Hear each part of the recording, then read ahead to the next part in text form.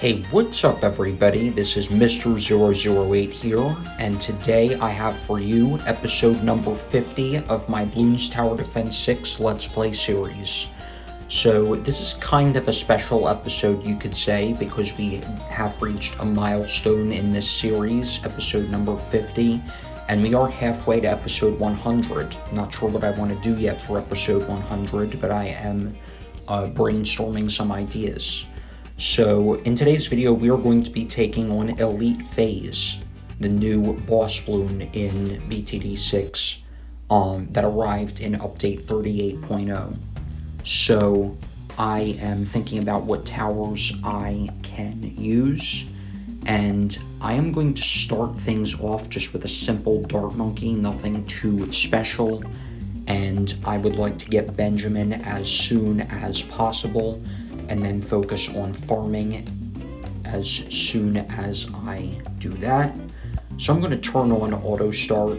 I'm going to try and go for a relatively cheap defense. I don't really care about leaking a few lives early game that much. After all, part of my farming strategy will use marketplaces, and when we use marketplaces, we will be able to get some lives back because we have some monkey knowledge for that. And I am going to get a boomerang monkey right there, because boomerang monkeys at lower tiers are pretty good for like the amount of popping power they get compared to how much they cost, especially against higher tier balloons, because of this monkey knowledge that makes it so that when they are not pierce capped, their boomerangs go around in a second arc instead of just stopping after one arc of being thrown. So we will get our first banana farm right here, and I am going to definitely consider getting a Minneapolis early on in the game, just like I did for my normal phase walkthrough. And I don't know if I want to get a like a larger Monkeypolis at some point and just get like an overclock to expand its range, get it to absorb more farms, but that is definitely an option. I'm also thinking about what I can use for beating tier 1 Elite Phayze, because Sticky Bomb did work for tier 1 normal phase, but there are some things that make it unlikely that it will work again. First, we have the extra health for Elite Phayze. I forget how much extra health this boss has in its elite form, but I'm pretty sure it has at least 2.5 times the health in elite form compared to normal form at all tiers. I'm going to get improved rangs right here just so that we get that second arc for our boomerangs more often due to less pierce capping, and yeah, it's looking good so far. The other thing that makes it unlikely that a sticky bomb will be enough on its own is that Elite Phayze has not 3 but 5 skulls at each tier, and that means that we will have to deal with more of the reality shields, which definitely take a significant number of hits to pop or to destroy. And the other thing that means is that the boss will warp forward more times along the track. And if the boss warps forward more times, then that can cause some issues. So I don't really care about my time in this run. All I care about is just beating the Elite Phayze boss, and if it takes us a long time, like, who cares, honestly. I'm only playing ranked mode for 2 main reasons. One, because I prefer to get a few extra rewards, because even if you place low on the leaderboards, you do get more rewards from an elite, or like from ranked, than you do from non-ranked, whether you're playing normal or elite. So that's the first reason. And the second reason is I don't want anyone saying, did you use powers or anything like that, because powers are banned in ranked boss modes. So we won't have to worry about any of those kinds of questions. So I'm going to get camo for this dart monkey, and I might need something like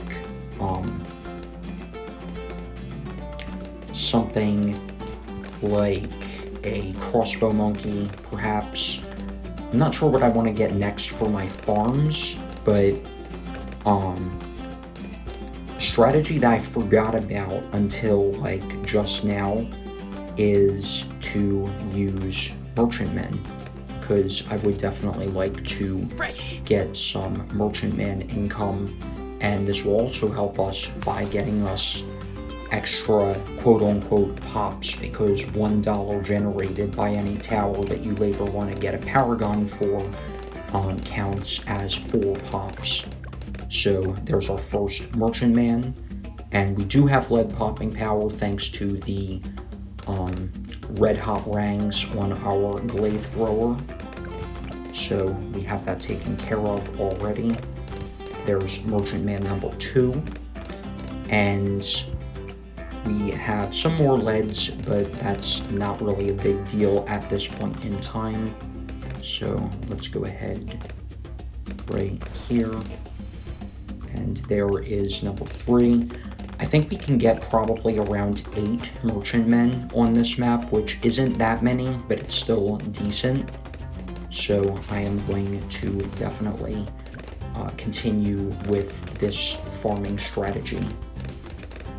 It won't give us as much when we get the trade empire of a bonus as if we had more merchantmen, but it still shouldn't be too bad. After all, I'm going to focus on BRFs and my Minneapolis before Trade Empire anyway. So there have been some interesting balance changes in this update, and as of the time I'm recording this, I have not uploaded my balance changes / patch notes coverage video just yet. I have recorded it, but I have not uploaded it yet. And the reason for that is because even though I am all set to upload it in terms of having it recorded and edited and all of that, I do not have a thumbnail for it yet. And I definitely would like to get a thumbnail going for that video.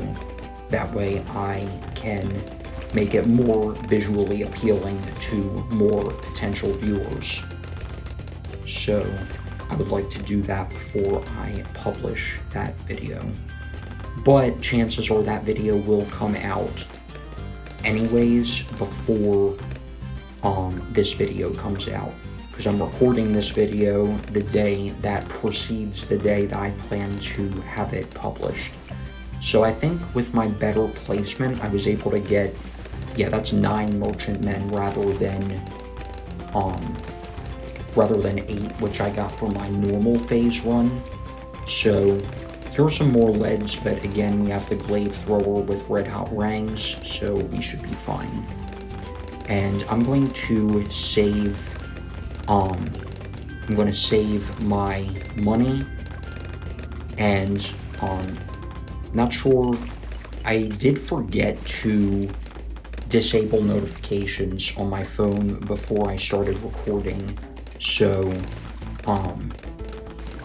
yeah, sorry about that, but shouldn't be too big of a deal. And we do have some decent money to work with, so I'm wondering what I should get. Maybe 2 sticky bombs, because I want to get something that has good Moab popping power and also has camo detection. And the only other things I can think of aside from the ninja for that are the Mad, which costs too much for tier 1, and the Spike Storm, which isn't the best for bosses anyway. So I'm going to try and get a ninja right here. There is the sticky bomb. And I'm going to try and get another one right down here also. That way we can get some more popping power for the boss on more parts of the track. So there we go. We have 2 sticky bombs, each at 104 with some decent range. I don't care about having these guys pop regular balloons. We have other defense for that. So speaking of which, I'm going to get a glaive ricochet, and I am going to keep focusing on farming. So there is our first favored trades right there, and the boss is going to walk forward like 4 more times on the track, but that shouldn't be too big of a deal as long as we are all good on popping it consistently. And popping it consistently does not mean that we have to do a crazy amount of damage in a crazy short time. It just means that we have to avoid having parts of the track on which we aren't damaging it that well, such as right now. But it is going to loop around again and get affected by the sticky bomb ninjas again. So let's continue with our defense right here. And the balloons are spawning farther along the track, but that's not too big of a deal if you ask me. So let's just keep going. I think we got this in the bag. And after I finish with Tier 1 Elite Phayze, I am going to cut the recording and I'll see you guys for Tier 2. But we aren't to that point yet, so let's just keep going. So it's 7 favored trades or 8? Can't tell. 3, 4, 7, 9. Okay, there. We have all of those 4th tier. And I don't know if this is necessary, but just to play a little safe, I'm going to get a 3rd sticky bomb right there because we need that consistent damage. And we are going to have those shields and all of that to deal with. And let's also get more glaives right there, just for that extra bloon popping power. Granted, we do have camo balloons to deal with, so I'm going to get a sharpshooter as well. And there's the final warp for Phayze, and I think we will be just fine. So I am going to get saving for my first BRF. We do not have that much time to farm, unfortunately, going from now to when Tier 2 Phayze will show up, but I think we will be just fine. Let's sell this and get our first BRF, and we will go ahead right here, and there is Tier 1. Alright guys, now that we took care of Tier 1 Phayze, Elite Phayze, I will specify, I'm going to cut the recording. I'll see you again for Tier 2. Alright, so we are back for Tier 2 Elite Phayze. I do not have enough money yet for my MAD, which is what I want to use for my main DPS against Tier 2. But I do have a Minneapolis with 2 BRFs sacrificed into it, and we will be able to make some decent cash in order to get our MAD up and running pretty shortly, because we have just $20,000 less than what we need approximately. And I'm also going to get an overclock because I would like to make sure that I have enough popping power for the boss with its increased health and its 5 shields and 5 warps instead of 3 compared to normal Phayze, which I did use a MAD for, but I did not use an overclock. So let's go ahead and unlock our MAD right there, and I definitely think I could use some more balloon popping power of some kind for these ceramic waves and all of that. Sure, we do have our more waves, but they will get made camo if I'm not mistaken, by the boss. So we do now have our overclock up and running. So let's go ahead and overclock the MAD right there and use the rocket storm ability as well for that extra bit of DPS. So the boss used 2 of its warps thus far. I'm just going to keep on farming with the rest of my money. I don't think I need any more of a defense than I already have. We did manage to beat round 63 pretty smoothly. Let's overclock it again. And there is warp number 3 for Elite Phayze. Big fish. And we are about to get this boss down to its next skull. There we go. And it is going to warp one more time. So this isn't necessarily the best spot to be in.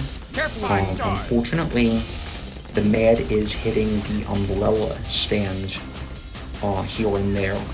But I think we'll be fine. We'll probably be fine.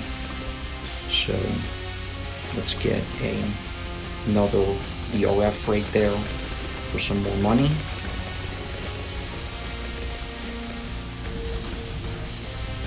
And there is Phayze's final warp. And we just have one more reality shield to destroy. And those balloons did get close to the exit, but we should be just fine. Let's just keep popping boss right here. And there is tier 2. Let's sell this and get some more income generation ready. And I will see you guys back here for tier 3. Alright, so we were about to take on tier 3 Elite Phayze. I am going to get a Sticky Bomb Ninja right here, just for some starter DPS, basically. I do want to get that Apex Plasma Master without selling my income generation sources, so I am thinking that I'll just save. I don't know if this will be a good enough strategy, but it will have to do for now. And if it doesn't work, I'll just retry. But we do have a tiny bit of DPS. It's not good though, as far as with the sticky bomb. It's just not good enough for tier 3. We need that Paragon up and going. So $50,000 to go. The Dark Paragon was reduced from 350k to 325k in cost in this update. Plus, it's about 8% stronger with the 4 and 4 Monkey Knowledge, which I have. And I want to get that easy degree 30 right now. So let's do that, and hopefully this is good placement. Degree 31, nice. Yep, this is more than enough to take care of tier 3 Elite Phayze. The wait was worth it. That way we could just get more farming and all of that, more income, and not have to worry at all about not having enough defense right now, and possibly not having enough money later on. So let's just keep getting some central markets for that little bit of extra idle income. And I'm thinking of getting a Monkey Wall Street in the midst of all these BRFs and near the Banana Central as well. But I consider it more important than that to make sure that we have just as many farms as possible, even if I have to manually collect from them. That being said, I am getting some idle income rather than getting all BRFs. But there's tier 3, and I will see you guys when we are ready for tier 4. Alright, so here we are for tier 4 Elite Phayze. We almost have enough for our Dark Paragon. I will rebuy this tower. I sold it in the interim between tiers 3 and 4 for the reason that I wanted to focus more on income generation And I got my Monkeyopolis up to less of a Minneapolis and more of a Megaopolis, because it now has 9 BRFs instead of just 2. So let's go ahead and continue to get some of these. And I don't know if we have the popping power we need for tier 4. It looks like we do. That's the good news. So I can focus on money generation now and on getting some more tier 4 towers like Spectres and Arcane Spikes to get better degree Paragons for preparation for tier 5 Elite Phayze. So the Dark Paragon is attacking the boss again, that's good. So we don't have to worry about that right now, and I think we can just sit back and chill for the rest of this boss fight. And it's not like the rounds are going by too fast either, because for those of you who didn't know, if you reach 20 rounds after when a given boss tier spawns and you still have not popped that boss tier, you will lose the game. So if you're on tier 1 and you hit round 60 before you pop tier 1, doesn't matter the boss, doesn't matter whether it's normal or elite, either which way, you lose the game. So we do have to be careful about that, but I don't think that will happen. So we just have one more skull, one more warp, one more reality shield to get through, and then Elite Phayze tier 4 will be no more. So let us continue with that.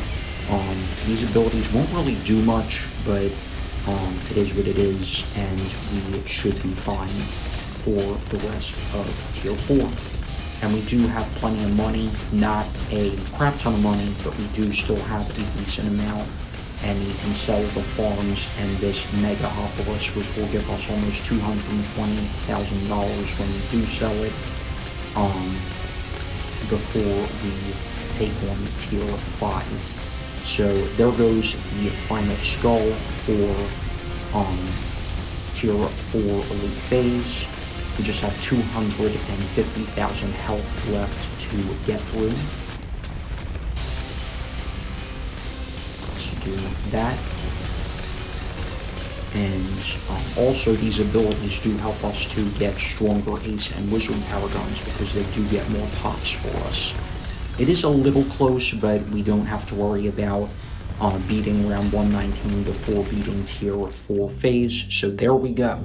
And I will see you guys back here shortly for tier 5 Elite Phayze. Stay tuned. Okay, so we are ready for tier 5 Elite Phayze. I made sure that I have 100 upgrade tiers worth of aces and wizards at my disposal. And I also have the Navarch of the Seas right here. Unfortunately, it's only degree 28, but at least it did get that one major power spike from degree 20. So let's go ahead and get our Wizard Paragon. I don't know if this is the best placement, but let's just get him right here. And degree 35, not great, not terrible, but it is what it is. I'm hoping that we get at least a degree 40 Goliath Doomship. Doesn't really matter where we get it because it has the centered path availability. There's degree 49. Unfortunately, we barely missed on degree 50, but we should be fine. We have these 4 Paragons right here. We definitely can get some more defense, and I don't know what I want to get, but let's just go ahead and get some stuff at the very least. And let's get a Homeland Defense, of course, so that we can boost our non-Paragons DPS output. Let's put our Mad right here, a little bit upwards pointing, so that we are attacking the boss the whole way through. And let's also get a Master Bomber right here, and we will get an Avatar of Wrath. Not sure how much this is going to do for us, but I just want to make sure that we are spending all that we have and that we are optimizing our income and putting it into the right things. This may not be all of the right things, but here we will get these, and we will get the Thorn Swarm on all of them. And here is a Permabrew Alchemist and Carpet of Spikes. And let's go with a Moab Eliminator. And for this, we'll get Primary Expertise. And what else do we want? Let's go with a Glue Storm, probably. Right there. And it's crazy how big the Permabrew's range is, but that is nice to have. Let's get a Primary Mentoring Village right here for this Super Brittle. And we will also get a Cripple Moab right there, set to Strong, and an Elite Sniper right here, also set to Strong. And it's probably not going to do all that much because it was nerfed, but let's also go ahead and get a Tack Zone right here. Unfortunately, it's not in range of the village, so I'll get it right here instead. There's the Tack Zone, and let's just get a little bit more stuff.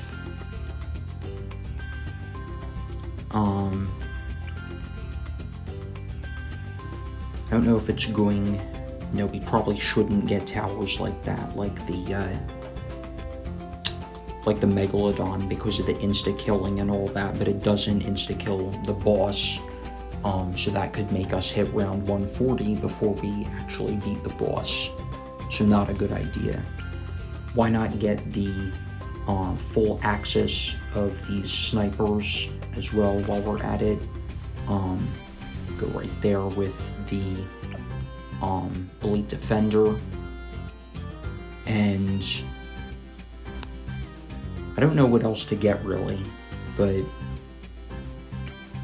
we can get maybe, doesn't really matter where we place this, maybe an Ultra Boost when the money comes in. But alright, let's just go ahead and try and beat the tier 5 Elite Phayze right here. And we will just activate our abilities and all of that when we can.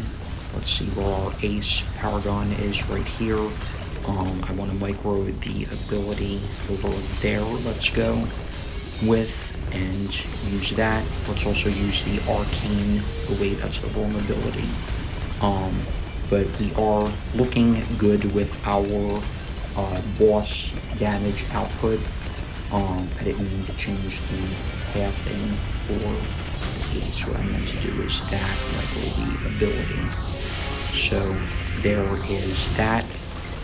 And let's get the Arcane Metamorphosis as soon as we can. Let's go with that buff on the Super Brittle. Unfortunately, that's bad timing for the Metamorphosis, but it is what it is. Not everything has to be perfect. There is the next Ace ability. We're halfway there with the boss. And let's get some more cripple action right there. And there is the next Ace ability. And the Ace is definitely the strongest Paragon, I would say, against the boss right here. I used to think that the Buccaneer was the best Paragon in the game, but I have since changed my mind. I'd say it's the Ace. Sure, it's micro-intensive to some extent, but it is very, very powerful. There we go. There's Phayze's Final Warp. There's the Arcane Metamorphosis. Use that to help blast through the shield. And then there's the other ability right there. And I will use the Doom Ship ability once more as soon as this Reality Shield is gone. And we will use it right there. Not perfect placement, but there we go. There is Tier 5 Elite Phayze. So that is going to wrap up episode number 50, rather, of my Let's Play series for BTD6. And as you guys can see, the Goliath Doom ship is indeed the tower with the most pops. The Dart Paragon did get like 70% as many, but that's because it was on the map for quite a while. And the Buccaneer did far better than the Wizard. I'm not sure what it is with the Wizard, maybe I just have to get better at using him, but there we have it. We still beat Tier 5 Elite Phayze, and I am happy with that, and I hope you guys are as well. So that's going to wrap it up for today's video, you guys. Thank you all for watching, and I hope you've enjoyed. If you have enjoyed, make sure to leave a like and subscribe for more interesting content, and I will talk to you all again in the next video. Peace out.